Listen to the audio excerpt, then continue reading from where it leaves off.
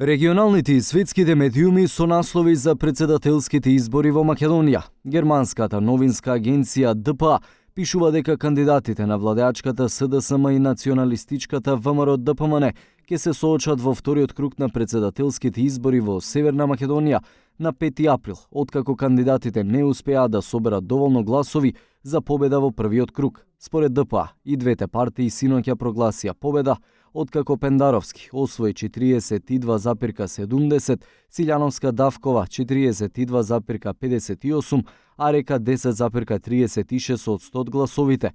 Франс прес објави дека на првиот круг од председателските избори во Северна Македонија забележана исклучително ниска изборна активност, како и дека двајцата кандидати прогласија победа во првиот круг. Агенцијата ги цитира изјавите на Пендаровски, кој наведе дека постигнале огромна победа, како и на Силјановска Давкова, која посочи дека ги убедиле гласачите дека без правда нема НАТО и Европска Унија. Внимание на председателските избори посвети и Танјук, наведувајќи дека кандидатот на владеачката СДСМ и на албанската ДУИ Стево Пендаровски е во незначителна предност пред кандидатката на ВМРО ДПМН Силјановска Давкова. Танјук ја пренесува изјавата на премиерот Зоран Заев, кој синоќа изјави дека Пендаровски ќе победи на 5 мај.